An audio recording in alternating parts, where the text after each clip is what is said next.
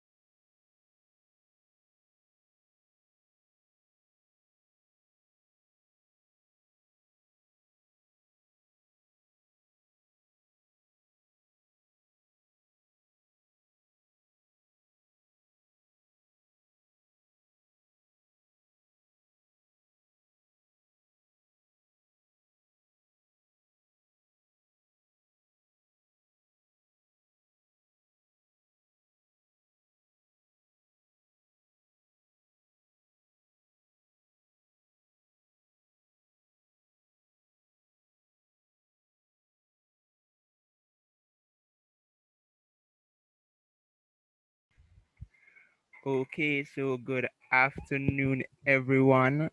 I'm happy that you all could make it to the first staging of the Commuting Social Sciences Committee, SoSci Mixed Voices, COVID and Online Learning. This this little forum will be very entertaining and very informative, and you will have the chance to give your voice and voice your concern on the various issues that the guest speakers will be speaking on. I am Jalen Welsh, your host for this forum. So now I invite our events coordinator, Brandon Vassell, to give us the opening prayer.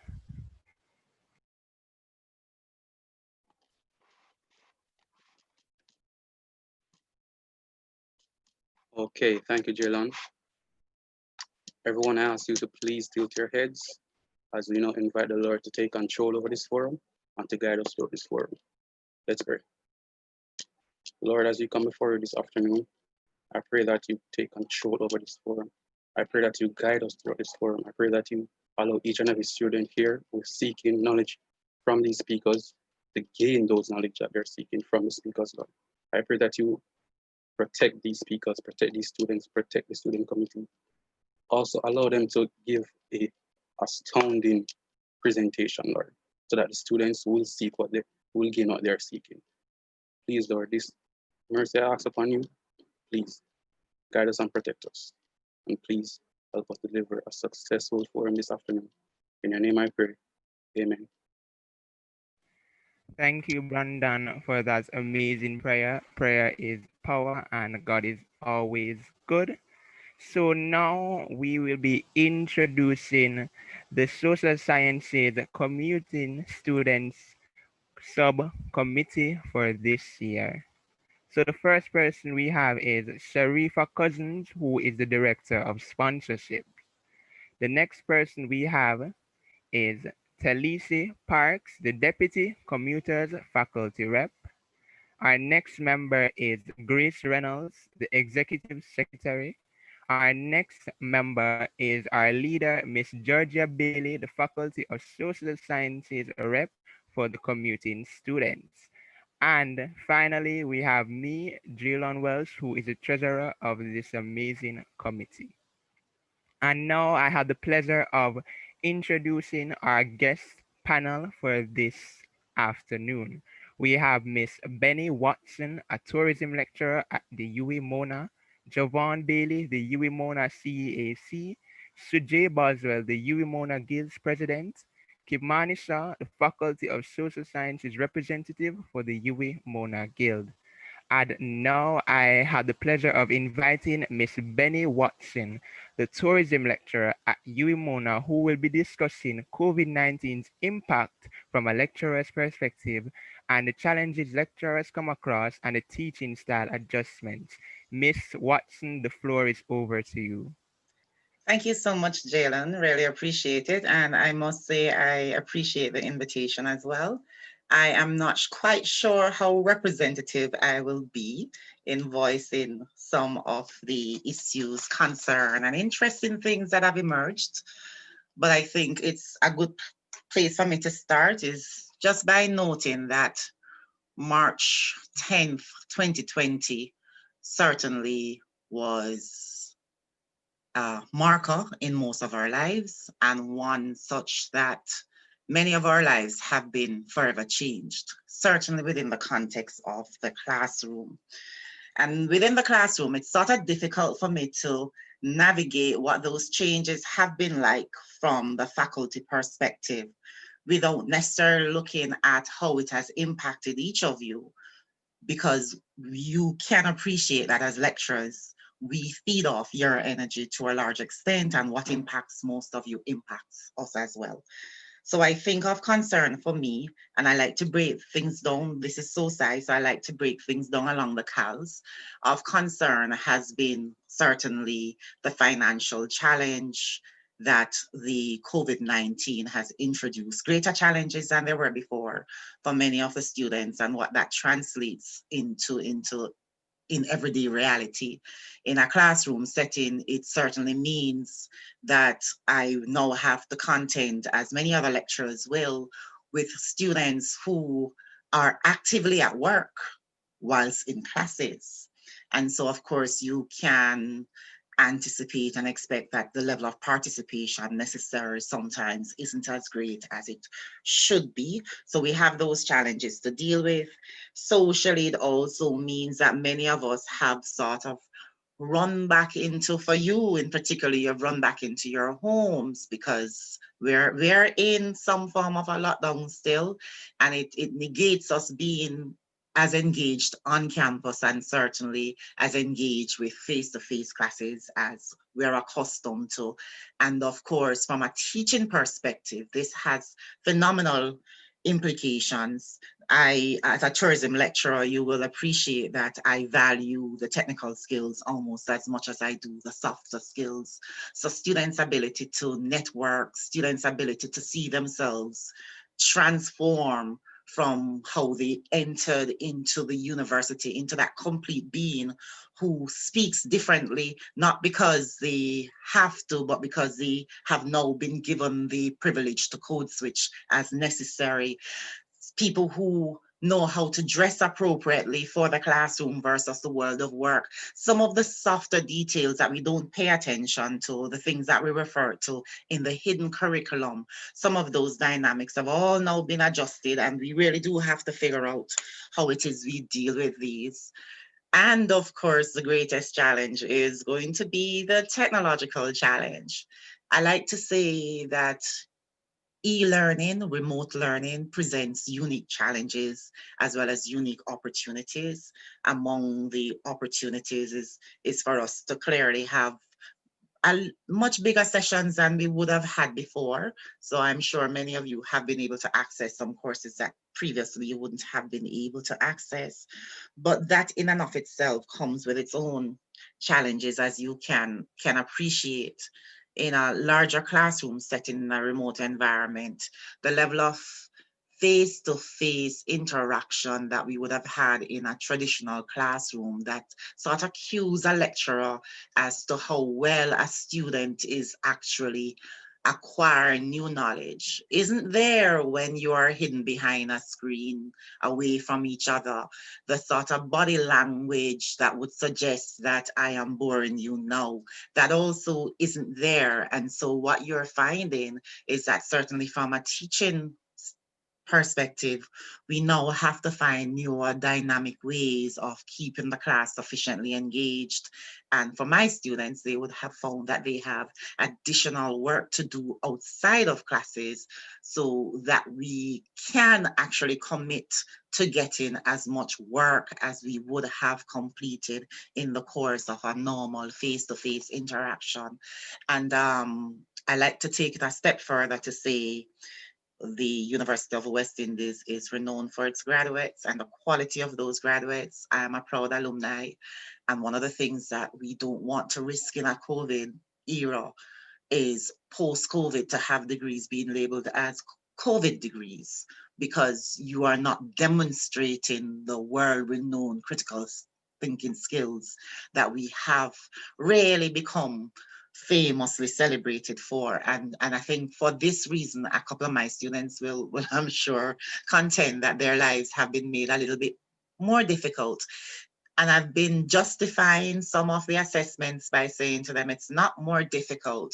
What we are attempting to do now is to ensure that we're bridging theory with practice at a time that you are unable to go out to network, to continue working the way you would have been working, to working as a full-time student and still acquiring some of those softer skills. So some of us have had to change, certainly in tourism for sure, where competency is indeed a reality for us. Some of us would have had to shift some of the things that we would have traditionally done to ensure that by the end of each semester, you are equipped with the practical know-how in terms of how it is you're going to do specific areas. So those are some of the things.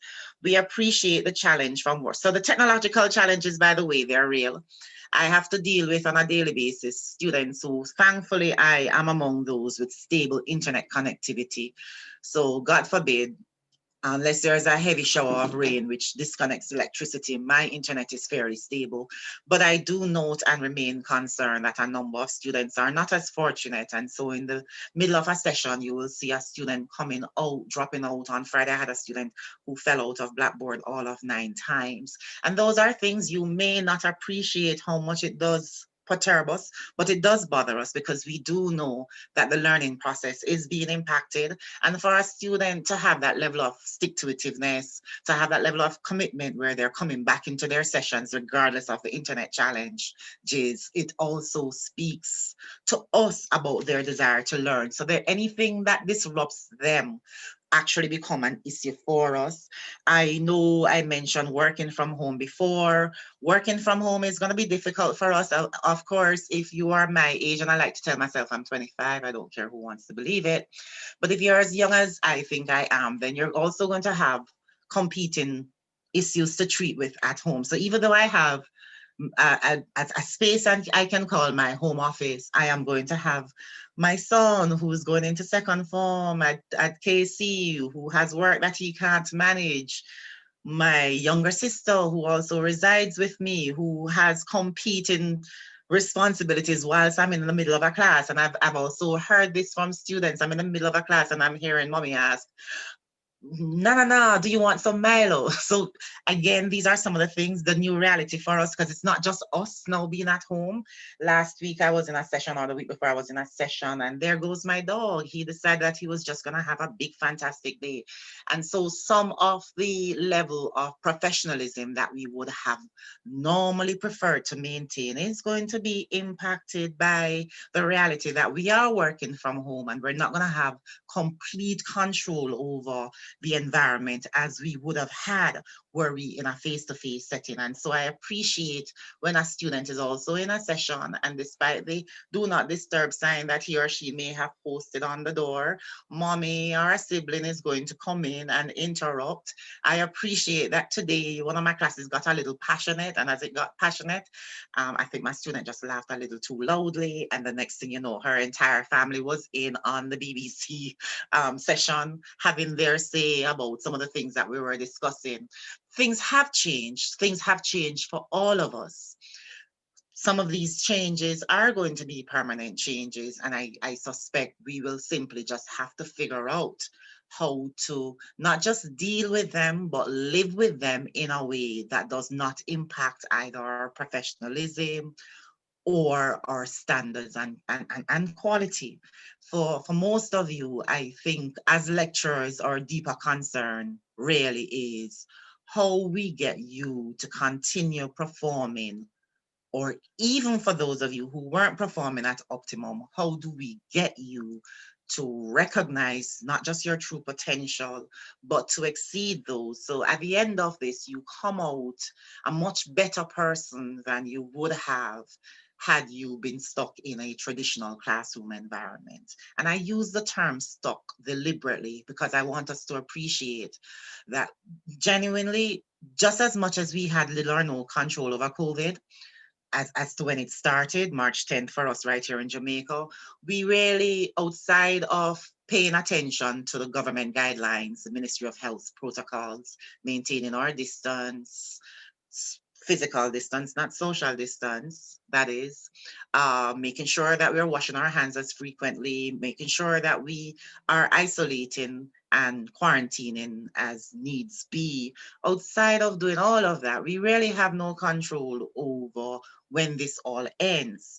And so I like to remind us that what we can do is to show our resilience, whether as faculty or students, by adjusting to the circumstances and really just exceeding our own expectations in terms of how well we adjust and how much we make of the circumstances. And I'm going to conclude on that last point of how much we make of the circumstances, because one of the things I do appreciate that COVID has done for both faculty and students is to sort of minimize the distractions that we have coming in our environment. Those who know me know I like being out there. I am a butterfly. I'm in tourism. That's just who I am. Your students, I know on a Thursday evening, you would be very engaged most evenings. Rather than studying, you're engaged in other things. We've all been there, done that.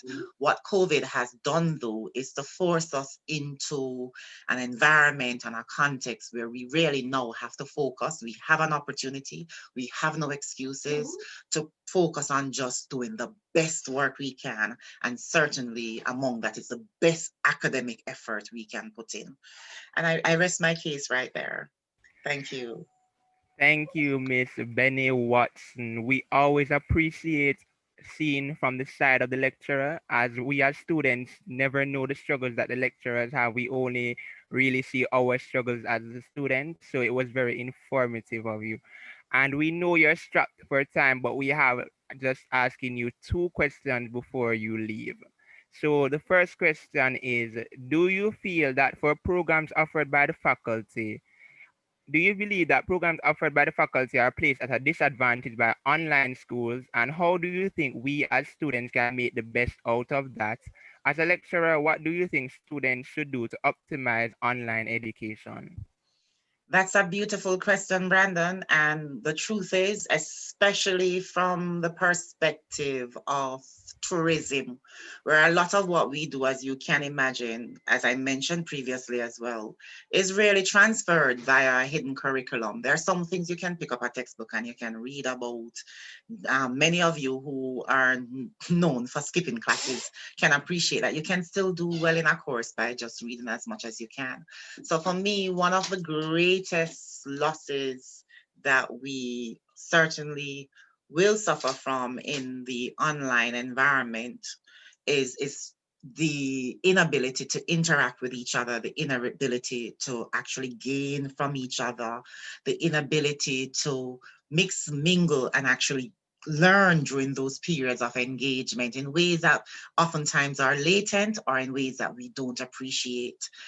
Uh, there are also, of course, some of the more technical, practical areas that are going to be impacted, but it's a difficult question for me to respond to simply because I think most of us as academics, many of us with industry experience, have also figured out how to work around some of the inadequacies that would naturally be created by an online environment. And so just earlier today, for instance, I had to reset one of my coursework assignments, and it was really resetting it in a way to encourage the students, as I mentioned before, to engage in as much practice as they would theory. So in converting it to a more practical exercise, I have actually found that rather than losing, you're actually gaining. I teach a course in events planning, another classic example.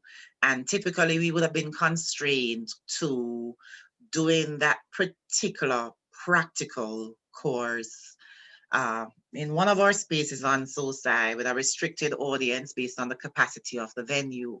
And this semester, what we're doing, we're reaching across the region. COVID is a regional issue. We're tackling regional issues. And we have decided to reach across the entire region in a way that the technology permits that online would not have permitted. What the technology has also afforded us to do is to literally eliminate a lot of the costs that would have been associated with booking guest speakers. People are now willing to share their knowledge and expertise. It's going to restrict the cost of paying for entertainment, paying for food. So there are a number of benefits that we can accrue from being in an environment that was sudden and almost foisted upon us. But I prefer to look not so much as what we are losing as to how, I'm going to use a term that everybody else is using, as more on how we pivot and make the best of the circumstances that we have found ourselves in. Personally, I found more opportunities to be gained from it than I found losses.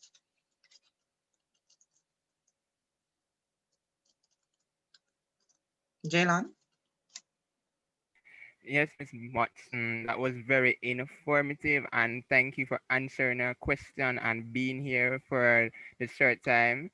So thank you very much, and keep safe and COVID free. Thank you so much, and thank you all for having me. Wish I could stay, but I have another commitment in a few minutes. So thank you so much and all the best. I commend you on these sessions. Again, another way we have pivoted in the online environment, and another way that you are proving that it is possible for us to continue as it with next normal. I don't like to say new normal, next normal, and to do it just as well, if not better than we were doing before. Yes, So have a good afternoon, all of you. you too. So our next presenter for this forum, he attended Monroe College. He is currently a youth advocate representing students' issues whether locally or regionally, and is currently serving the UWI-Mona students as the UWI-Mona Guild President, Mr. Sujay Boswell. Sujay, you have the floor.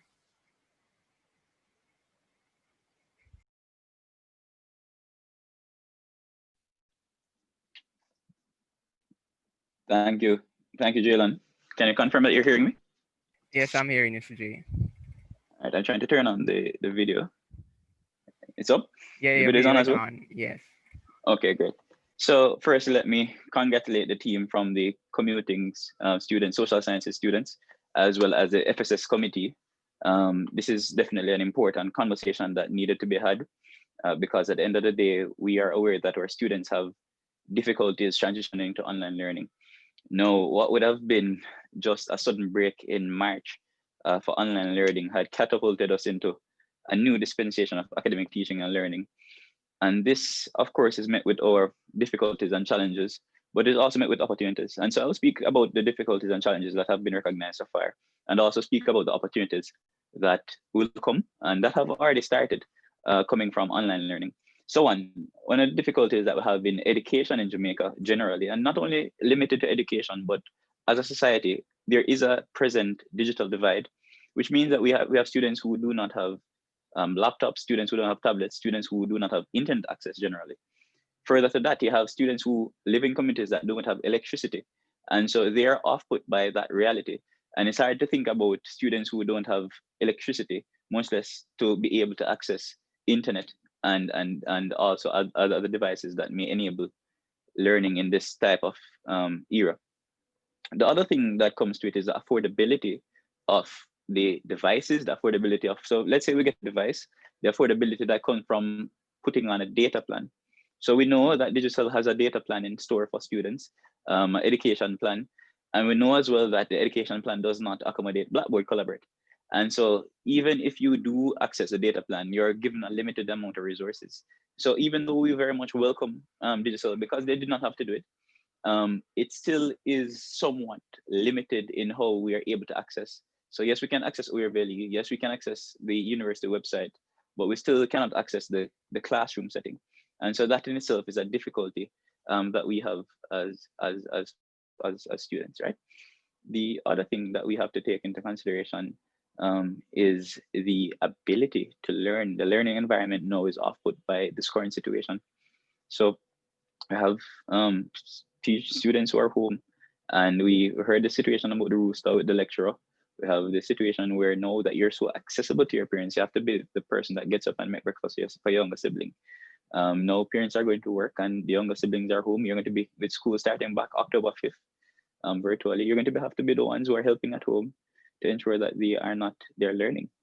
And so there are challenges that come from this very setup of academic learning.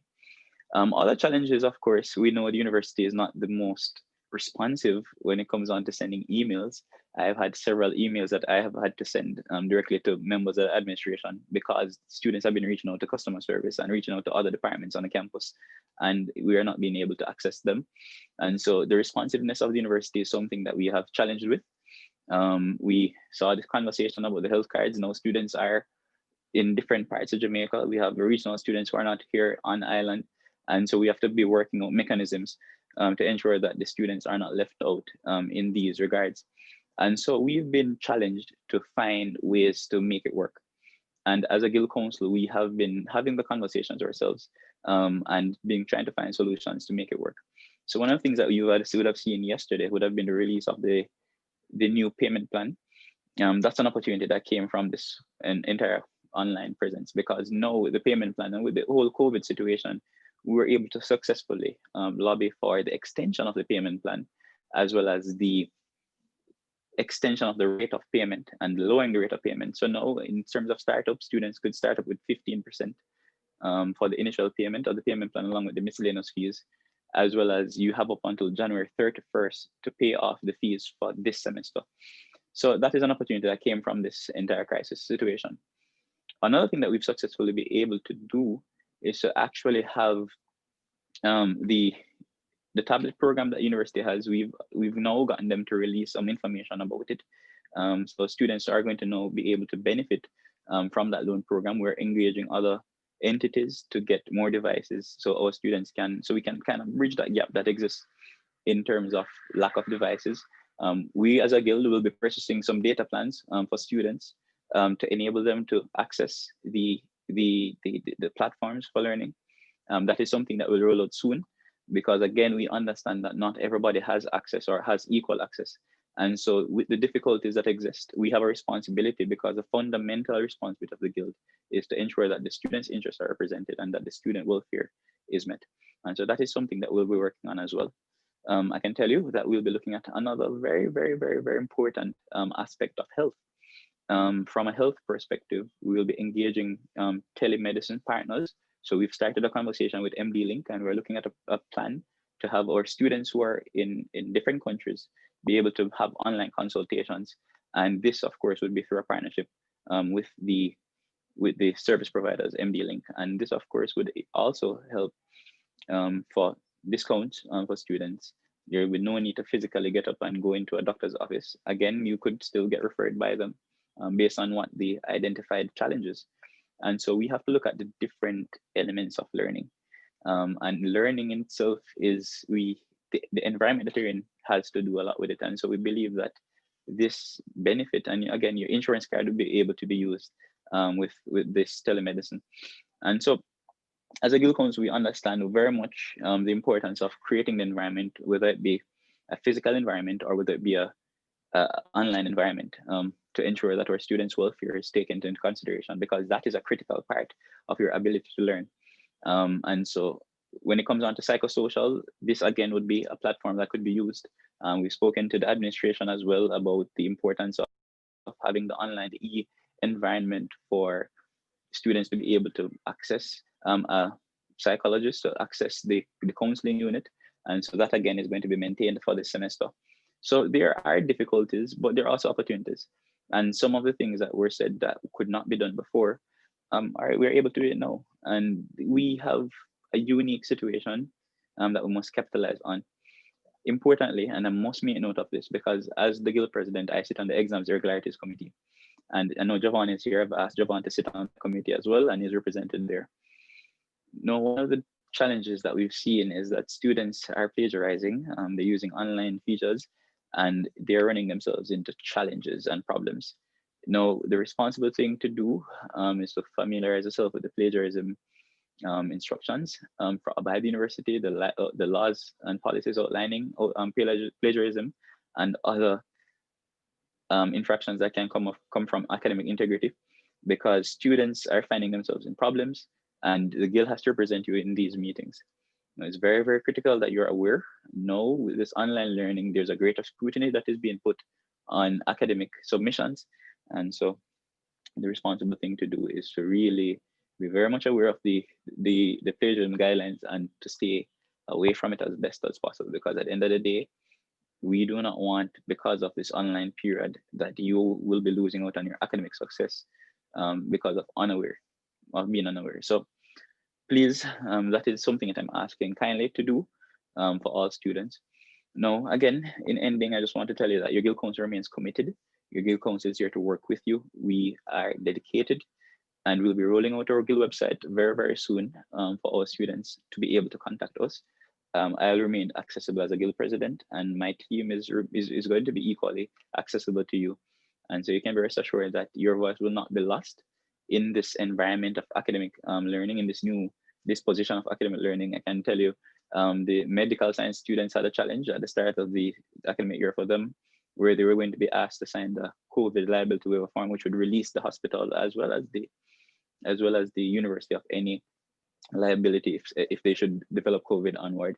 And so thankfully, the Guild Council, working alongside Minister Christophe, were able to get it taken off the books.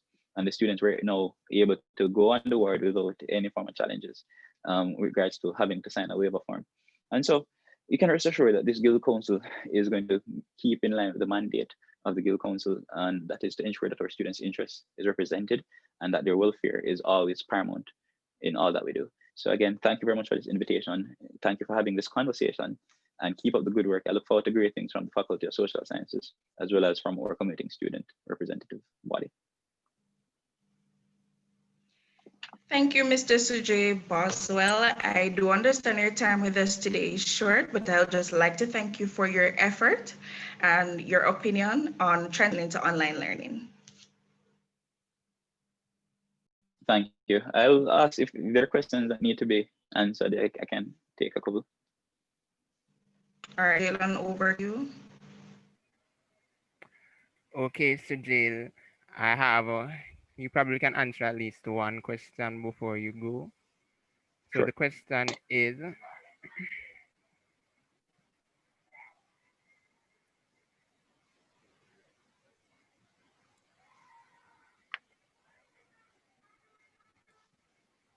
So how do you feel about students who take a full-time program who now work in entry-level jobs for additional incomes? What advice and what more can be done to support this group? How do how do I feel about students who? Who take a full-time program who now work in entry-level jobs for additional incomes? And what advice and what more can be done to support this group? Jobs. All right. So, firstly, let me encourage you to continue to do what is in your best interest. And if you believe that working while being a student is something that you need to be doing, then congrats. I know it's a delicate and a very tough balance to do. And so if you have to do it, because at the end of the day, your financial success is going to be important, just as your academic learning. And in order to have your academic experience be one that is real, you have to work to send yourself to school. So if you have to work to go to school, then fine, that's okay. There's nothing wrong with doing that. In terms of encouragement, I think you know why you're doing what you're doing, and you must always do what you think is in your best interest. And if that is something you have to do, then do it. The good thing again is that in this new era, you can actually work and listen to your classes online. So that again is another opportunity that comes about from it. Another point that I'd want to make is that the guild is not being discriminatory in any way to any student. And so we have our programs that are there now. So for example, with our guild financial assistance program, we've taken away the need to have a reference on it. In past experiences, students would have to provide references to access it. And so we're making the programs of the guild more accessible to our students now and kind of delimiting some of the barriers that existed before. So that is some of the things that we're doing at this point. Thank you, Suji, for that. I don't know Eh, if you have one more yeah, time for another question. sure. Okay, so another question is what what would be your advice for persons who are in a financial crisis to finance their degrees and want to take a leave of absence? All right. So this is always a difficult question to answer. Um, so one of the things that we've done is that we've been engaging and we've been encouraging our students to, I'm not sure if you hear me. We've been encouraging our students to go to SLB. It is a very useful option that exists. And no students do, we're very risk averse as a generation, but this is a risk that is worth taking because it will contribute to your long-term success. There are other partners. Edicom is one of the other partners that is doing loans for students. The Guild will be meeting with them next week to explore avenues and other opportunities that can come about from them. Again, the Guild is also trying to engage other partners or for the foundations for different groups, such as Digital Foundation, groups that we're working with already as sponsors to see what kind of benefit or support they can give to our students. Now, with all that said and done, if you believe that you cannot access these facilities that can help, take the leave of absence. There's nothing wrong with taking a leave of absence and coming back. It may not be the sexiest thing to say. It may not be the best thing you are most appealing to hear, but sometimes a breaking a journey does not mean an end of a journey. And I think that is something that we've always misunderstood. Taking a leave of absence does not mean that you are going to lose out on a journey. It just means you break, you get yourself together, and then you come back. There's absolutely nothing wrong with taking a leave of absence if you think, again, that is in your best interest. So my advice is check out the different avenues that are open. If you've explored them and you don't think that it's applicable to you, then take the leave of absence. Do not be afraid to.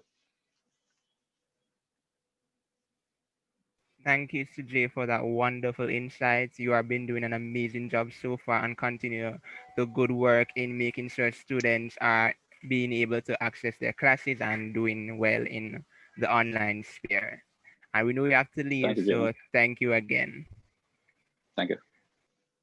So our next presenter also hails from Monroe College. He also served as the deputy head boy there as well. We now invite Mr. Kimani Shah, the Faculty of Social Science representative, to take the floor as he will discuss the connectivity issues and disruptions during exam.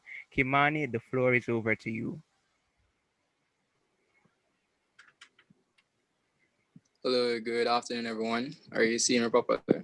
Yes, we're seeing you properly. Okay, great. So, thank you, Jalen, for that introduction. And thank you to the commuting students body and to the Faculty of Social Sciences commuting students executive body as well for putting on this amazing event that I am sure has been very informative and will also continue to be very useful and provide a lot of great information to benefit so many students, not just in SoSci, but outside of the faculty as well. Now, today we'll be speaking about connectivity issues. This is really very technical, kind of out of my area of specialty in terms of technology, but I believe it's something that is very important right now. And it's a major issue that a lot of students are having in regards to connectivity, not having the right area or live in the proper area that can sustain a good connectivity to carry out your exams or your online classes. And that is one of the greatest disadvantage right now with the online learning platform that we really are trying to overcome. You know, that you have a tablet or a laptop initiative that can really help, because your internet connectivity also has a lot to do with the type of device that you have and with the area that you currently live in too. So now I'll be sharing a few tips in regards to online learning and with taking your exams online. Now, first things first, the initial setup, right? It's good if you can have like two options. So if you have a Wi-Fi modem, it's good to ensure that it's connected and that it is fully stable. If you do not have that, or if you have that, it's also good to have a backup. And when I say a backup, I mean to have a plan, because bear in mind that your internet connection can go down at any point in time, and that has nothing to do with your control. So it's always good to have like a backup if you plan to do an exam a specific day and a specific time. It's always good to have like a plan on, just in case your internet system decides to go out, or not even your internet system, but the light in general plans to go out. So that's a good idea to have. And if you do not have that, if you're somebody that lives in a very, there's a different area that doesn't really have a good strong internet connection, it's good to plan ahead, right? So the good thing about this is that the online exams that are really being done, you have a time period where you can do it. So if you know that you'll best function, or internet will best function at 3 o'clock in the afternoon, then you can schedule yourself. You can probably go and visit your friend that lives 10 minutes from you, and you can use their internet. So that's a good thing that you can do if you know that your internet service isn't as reliable, and you can better go to somebody's area and you can do the exam there. And it's much safer that way if you know that things might go wrong on your part of the end where you live, right? Also, it's good to check your internet connection.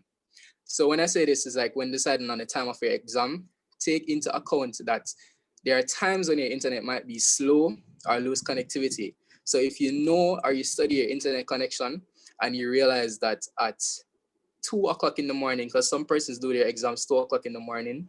If you know that you like to do exams at those times, and your internet connection isn't that strong and it's much stronger like 7 p.m. in the night, and you realize that it has a little boost at that point in time, then that would be the best point in time for you to do your exams and to do your classes. And not just exams. The great thing about the online platform is that even if you're not able to attend the classes at a certain point in time due to circumstances beyond your control, the awesome thing about it is that they are saved. So you can view them at any other point in time, and you can also download them on your devices. All right. So along from that, you also want to disable pop-up blockers. So like when you're doing exams, you know that you have ads and those type of things that will come up on your exams, and those can be a huge distraction rather. And those can also lead to you leaving off your examination page and direct you to a different page. And depending on how the system is set up, it might be flagged as you being trying to cheat, right? And you do not want that to happen. So it's also important to ensure that you disable those pop-up blockers or those ads that keep on coming up on your system. Now, time considerations, like with Blackboard assignments or with your examinations. Now, when submitting exams, we use a platform called Turnitin. That's for most courses. We use a platform called Turnitin, and it's very useful. However, that's not the only option. You have other ways that lecturers ask you to send in your documents. Now, if it's a case where you know that at a specific point in time, or if you know that you need to meet a deadline, another good thing to do is, just in case of anything, to have like a backup plan. Now, an example of a backup plan is something where I know that if I fail to, if my internet fails to go out at like a specific point in time, I usually send it to another person email, or send the information another way to somebody else, so that if it goes out on my end, they can also submit it for me. Oh, that's not always the best thing to do, but it's a really good option if you're really close with somebody, or if you have a really good friend that can help you out in times of distress like that. All right. So we know that with the whole new pandemic, it's like a really good requirement to be flexible, and we're really forced to be flexible. All right. So when taking like your exams, it's important that you read your instructor's policy, right? So if you're in an exam, because depending on the exam that you do, we have different policies and you have different guidelines that governs how you're supposed to proceed in the online exams. So not because you did an exam last week and it went on a specific type of way, doesn't mean that the ones that you will be doing afterwards will also be going the same type of way. So it's important that you check the online guide on how you're supposed to complete your online exams, so that you do not make any mistakes and you do not go across any border or guidelines that would go against what the policy has outlined, right? So if your instructor had a policy to deal with students who claim that the technical problems prohibit them from submitting exams properly, students should read that policy carefully. And it might lead to located in the course syllabus as well, because some of those adjustments have been included in the course syllabus. Now, to click to take online exams, right? Click your exams once. So for the UMO and online exams, when you're doing the online exams, you need to click it once. And when you click it once, it gives you an option depending on the type of exam that you're about to do. Now, after you allow the page to load completely before answering the questions, depending on your internet connection, the page may take a moment or two to load completely. And if you begin scrolling or answering questions before it loads completely, this will happen to a lot of students. This will happen to myself, and I had to send in an email to get it sorted out. Right? It might not load all of the questions, and they might go unanswered. So it's important that when you're doing your exams, you wait until your internet loads completely and when all the questions are showing, because at times when you don't do that, you might end up missing out on some questions, and after you started answering, they might not show up. This has happened before. It's not a frequent case, but it's a very rare case, but it does happen, right? So along with reading the guidelines and the instructions properly, you have different ways to submit your exams. So like you have exams that allows you to come off of the page and you're able to answer it in a Word documents, or you have other exams that does not allow that. So it also depends on how you read the instructions, right? So you have exams that will allow you to be flexible with how you answer and attempt the questions. Now, this also has a lot to do with your internet connection, because if your internet connection isn't stable and you try to answer a question, then it might jump off the screen. The good thing about it, though, is that most of the times when it does this, you also it usually goes back to the screen and you're usually seeing the answers that you last saved there. However, it is a case where your internet connection failed you, and this has happened a lot of times. If it's a rare case like that where your internet connection went out, or something that might have happened that caused you to come off of the screen, then the next great option to do is to message or send an email to your lecturer. If you have their contact and you're in a very good relationship with them like that, or you have a really good student and lecturer relationship, then you can also send them a message, or you can email examinations. And after you've done that and you've explained the issue thoroughly, it's usually sorted out and you're usually given another opportunity to do the exams, because we know that we're living in a very difficult time and things can happen, right? It's just a reality. JPS might fail you, Flow or Digital might fail you. But the good thing about this is that we're all being as assistive and as helpful as possible, also as well as being here for each other.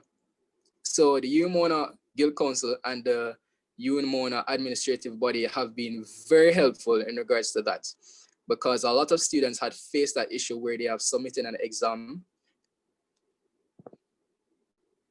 Sorry about that. Yeah, a lot of students would have faced an issue where they have submitted an exam, and when examinations come, you realize that your exam is nowhere to be found. It has happened a lot of times, and it is a very stressful situation knowing that you would have done an exam, but because of your internet connection might have not been as strong as you thought it was when you're sending in the exam, your exam might have not been sent properly. But as I said, the good thing about this is that when you contact their necessary representatives, you can contact examinations, you can contact a student representative, you can contact myself depending on your faculty, and you can also contact the representative body from the different executive teams that administrative body has, right, to assist you in doing either you get a replacement exam or find another alternative so that you might get your grade. So the point of the matter is that when doing your online exams, it's great to have different alternatives, because certain things can come out of control that you would really not want to happen, right? So it's not the end of the world. I'm trying to say, if you're doing an exam and something might have happened, because you have supportive team that are here to assist you. All right. So just a rundown. Check your internet connection. Have alternative devices available. Have alternative Wi-Fi connections available. Your regular modem and your data plan. And also ensure that you read the instructions and the online guidelines for your online exams carefully, because different exams are governed by different guidelines, and you do not want to cross a lecturer's guideline and submit your online exams incorrectly. All right. So that's it from me. I hope this was really helpful, and I do hope that this event continues to go as great as its other days. All right. So thanks again, and if you have any questions, I am here. So thank you, Kimani, for those wonderful solutions to the various problems that I know all of us are facing currently. So guys, we have our last guest speaker of the day, Mr. Javon Bailey. He's currently the Guild CAC and the immediate past faculty representative. Mr. Bailey, the floor is over to you. Thank you very much, Mr. Shaw. So, as Mr. Boswell did earlier, I'd just like to take this time to also commend the efforts on the initiative done by the community and students body, and also by the team over by the Faculty of Social Sciences Committee. So the conversation about life after COVID and how we move forward as a student population is indeed of utmost importance, I think. And I think that the normal that was versus the normal that we're moving into are two different atmospheres. Therefore, it may have similarities, but a complete return to what was, it definitely won't be possible. And the reason for this is due to how the COVID-19 pandemic has shifted or changed most of how we operate in today's world. So a few readings, and before I go into the topic and talking about the balance after COVID as a community student or as a student in general, is that a statement was made in an article I read, and it said that the world after COVID-19 is unlikely to return to the world that was. I just want us to keep that in mind when we're moving forward. So some may define the change from the pandemic that the pandemic brought from today's society into a new one as a portal from this world into a new one. As most persons are saying that the COVID-19 pandemic has brought forth a new world, a new mode of living, a new mode of school, as a lot of industries have been changed or have adjusted to match the pandemic. Miss Watson even alluded to it earlier in her presentation, that some of the changes that have came about because of the COVID-19 pandemic are permanent changes. All right. So going into the topic of balancing student life post-COVID, I think one of the main things that we have to pay attention to, and we always have been told that we should pay attention to this, is time management. Time management is of utmost importance for any university student or any professional in today's society. So as a student after COVID, we'll have to ensure that we schedule our tasks day by day. So you create a schedule of tasks that you wish to accomplish each day of the week. And you do this as to create a routine. And to create a routine, it has to be a consistent effort over a period of like a month or two to constantly be doing the same thing over and over to develop a pattern. And for most persons, I think this is a issue most persons face even now with their university or academic lives. As when exam period is nearing, most persons, okay, we're going to buckle down and we start to study. But at the same time, persons realize that, or they maybe start falling asleep, their phone goes off, and the first thing that they do is get to their phone. Somebody say, oh, we're going to get something to eat. They're automatically hungry. So there are a lot of challenges around that. So moving into the academic space after COVID, we have to ensure that we develop and schedule our tasks and have a specific routine that we follow. Also, to balance life, you have to also have social and recreational activities. And social and recreational activities are of utmost importance to also help with relaxation, mental health, and just getting away from academics. So this can be done by joining clubs, engaging in sporting activities, social events, as persons enjoy themselves differently. So you have to just find that space or where you feel most comfortable to just get away from the rigors and the tasks of either academic life or professional life. So as I said, the recreation activities are a great way to just relax as well as develop personal and societal skills. And also we have to ensure that we mix our social and our school life in one. What I mean by this is, for example, you're joining a club and society, and you know you join a club and society for extracurricular activities and a great way to stay involved. But at the same time, you can use this extracurricular activity as a way to socialize as well. So you use the extracurricular activity as for more than just one reason. So you use it as a means to socialize and network, and you also use it as a means to create friends, also as a means to relax, and also as a means to stay involved in the academic space. Because as you still have some clubs and societies that are mainly focused on student academics and uplifting students in a specific field of study that they are involved in. And the next topic that I want to touch on is studying. So to balance life and to excel academically, one has to study and put in optimal study time or academic work to progress forward. So for most persons, if you ask them, when do you study best? They would say, okay, probably I study best at night. But is that true? As most persons in the nights, as they take up a book, begin to do some academic work, as I said, they probably feel tired. They probably feel like nothing is sticking. And the reason for this is one, it can be throughout the long day that persons had. So from waking up in the morning, persons have multiple tasks doing. They have classes, they have social activities, they probably have extracurricular activities. And then going home or even going back on hall, you have to get some dinner. You have to probably cook. So all of the rigors throughout the day has took a toll on your body itself and as well as your mind. So most persons, when they get to the night, when it gets to the nighttime, the first thing that they want to do is just unwind from the day and take a rest. So I'm saying this to say that persons and students need to find their study period. So it's either early in the morning or in the night. So for some persons at night they can still function. For some they can't. So for a person like myself, I remember coming in our venture into the university in first year. And I used to study at night because that was the normal that you came and saw. But after my first year, I realized that most times I'm studying at night, nothing sticks.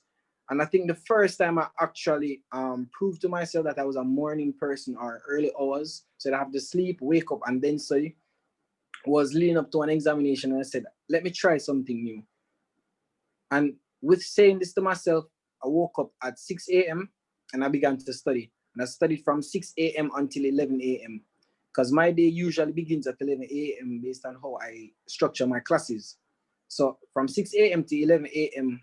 every day, I studied for this course, and when I went into that examination versus all the other examinations that I also studied for, this was one that I had a vast, wide knowledge in the topics that were presented on the examination paper. And also, I even found myself relating some of the topics to things that I studied that were not on the paper. So after the examination came out and I got an A, I said to myself that all along I thought I was a night person, but actually where I operate the best is within the morning. So I think students need to just try different avenues of studying and see which best suits them and stick to that routine or stick to that period and move forward. And also with studying, you have to find a safe, calm, comforting space to do some academic work. I know most persons are home right now. And the thing is, after COVID, as I said, the atmosphere won't be what it was before. So we won't go back to fully like not working from home. Some persons will continue to work from home. Some students may even continue to study online. And the same challenges that are there now are the same challenges that are going to present themselves in the future. So if you know that within your household, probably noisiest period of the day is in the morning, you have to find another space within the house that doesn't have that much noise, or find some other period during that day to go ahead and do some academic work. Because as I said, we have to adjust with the new normal, because moving forward and after COVID, we won't be back to our regular scheduled programming. A lot of things have changed for the permanent status, and that is the way forward. I also want to touch on mental health. Just a brief talk on mental health. Students' mental health during the COVID-19 pandemic and after is of utmost importance. And some people and some persons always say that things happen for a reason. I remember when the mental health advocacy really began on the university campus with Brittany Clark and the students over by the UMona Medical Sciences faculty. Most persons were not aware of it, one, and most persons were not as engaged in how serious mental health is. And then the COVID-19 pandemic has even taught us how important it is to manage and keep a good headspace, as the different challenges that have presented themselves are really taking a toll on most persons and on students themselves. Because even the switch to online classes, a lot of students find it hard to cope within that space, and then they get bottled, they feel overwhelmed, and they just feel to break down. So I think it's a good time for us to also pay attention and look to have a better mental capacity, mental health. So one of the few ways persons can go ahead and do this is by setting up a getaway. When I just came to university, my getaway was walking. So usually at 8 p.m. in the night, well, we can't do that anymore because of the curfew, but at 8 p.m. in the night, in my first year, I usually walk Ring Road. So I walked around Ring Road 2 times after each day for like about 2 to 3 weeks. And that is how I stayed involved and how I stayed mentally safe, I would call it, because that is my time to relax, my time to unwind, to think about the day that has passed, and to see where I went wrong, where I could have done better. And after each day, after walking, I went back to my room and I sat there and I just I felt at ease. I felt that there was nothing worrying me, or something that I had to pay attention to, nothing that was kicking me in my side, like, you know.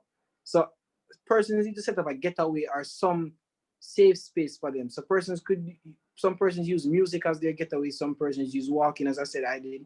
Some persons use taking a trip, some persons use social activities. Just find your getaway and utilize that as best as possible. The second one I want to touch on is work on your strengths. Perfect your strengths. So this helps persons to build their self-confidence, one, and work to improve something they're already good at.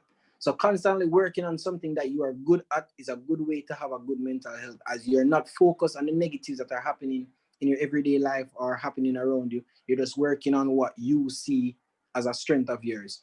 And when you're finished working on these strengths, you find probably a weakness that you can take your time and take a little step towards improving, and take different angles at improving that strength, at improving that weakness, sorry. And then you continue to develop yourself, because a good way to have a good, and are most persons that are, what would I call it now, struggling mentally, they probably have a lot of things that they are worried about, a lot of stresses, a lot of weaknesses. And a good way to overcome those challenges is to work on them. Take your time. You can't rush everything. You just have to take your time and work on them. Another way is to develop a sleep pattern. Most persons will be able to identify how many hours of sleep they need to function appropriately. I think Elon Musk said he operates on 3, 4, 5 hours of sleep.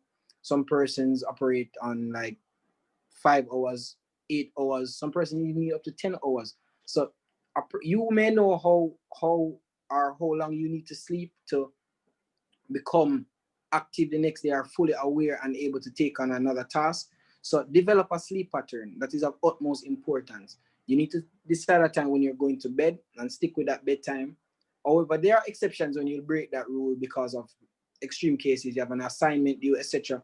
But develop a sleep pattern and try to stay with that sleep pattern as best as possible. Because sleeping also helps the brain to it acts as a cleaning agent for the brain to remove toxins that are in the brain that probably break down the brain structure, also affecting functions of the brain. So sleeping is of utmost importance to managing one's mental health and moving forward after the pandemic. So Mr. Welsh, that's my presentation on balance after COVID, and I'll just turn over back to you. Okay, thank you, Javon, for that wonderful insights. We always appreciate it. So we've come to the part of the forum where we'll be having a Q&A, and we'll be asking the participants to type their questions in the chat, and these questions will be directed to our guest speakers as well. So guys, this is your opportunity to ask the questions you've been having throughout the session.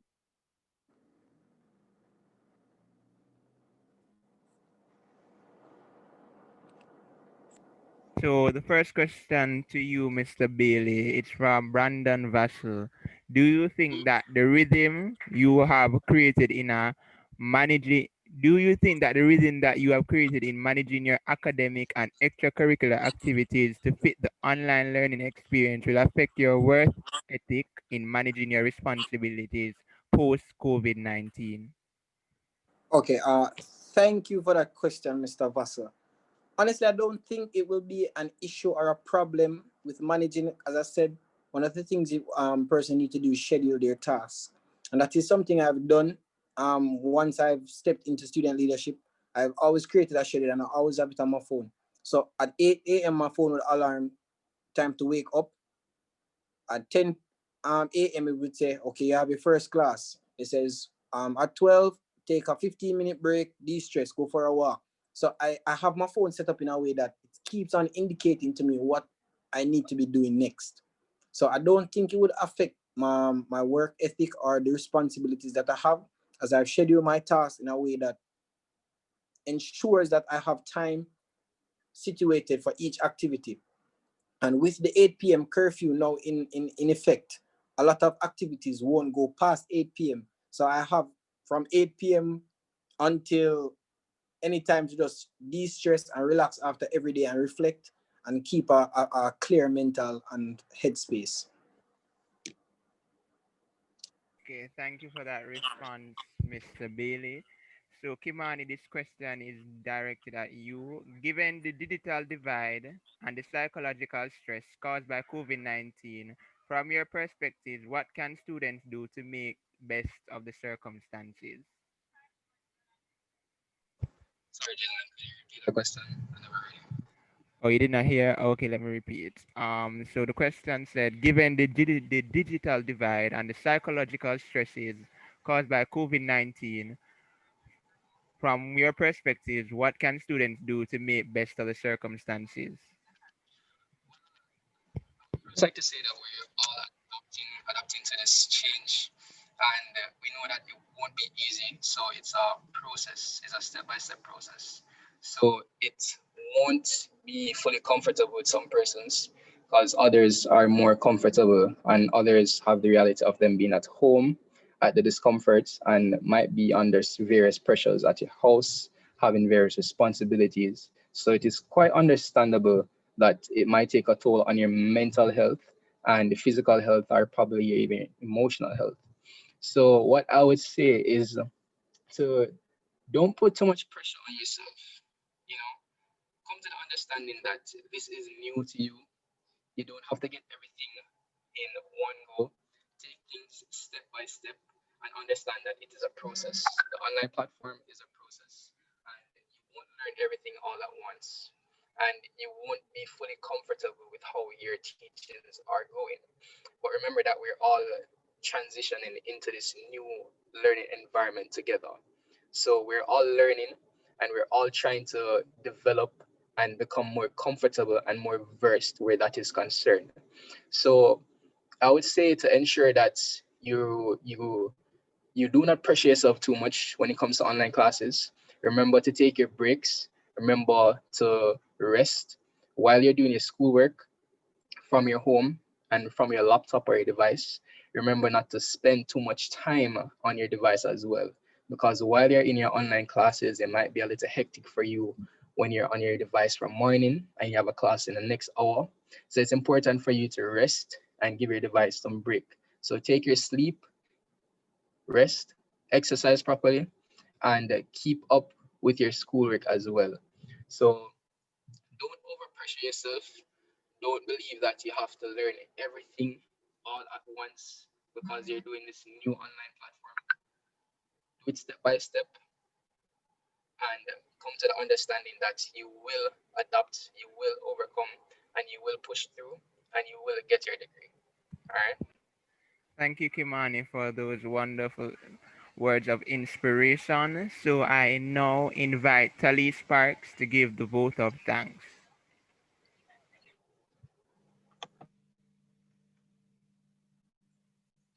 Good afternoon to all. As we come to a closure of this forum, I deem it a great honor and privilege to propose a vote of thanks. I, on behalf of the Computer Subcommittee and the entire team, would like to extend a very hearty vote of thanks to all speakers for gracing your important work and sharing your opinions today. I wish to express gratitude to Ms. Watson, tourism lecturer, for giving an excellent coverage on COVID-19 from a lecturer's perspective. A big thank you to Jay Ball, president of the UMO Guilds Committee, for his effort towards transition to online learning.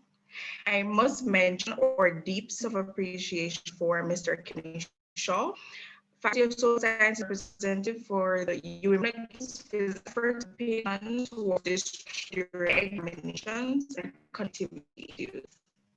Further, we are grateful to Ms. Joe Bailey, the CAs for the Remote Hills Committee, for demonstrating thought on community students' life balance post-COVID-19.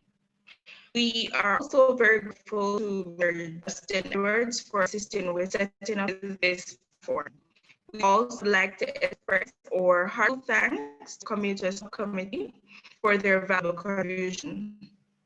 Finally, I would like to take opportunity to place on the record our heart thanks to all distinguished invitees present here today for accepting our invitation. I cannot thank everyone enough for their involvement and their willingness to take on the completion of this task beyond comfort zone. Speakers, ladies and gentlemen, once again, I want to state we are almost grateful all the speakers on this forum. We thank you for being here with us this afternoon. It has been a great pleasure. Thank you, Talis, for that wonderful vote of thanks. And I just like to extend our gratitude to everyone that stayed tuned throughout this forum and to all the guest speakers. You guys were amazing. I know a lot of us took away a lot of insights, and we just like to say thank you from the SoSci subcommittee and for everyone involved in the making of this forum. Thank you and have a great rest of the day.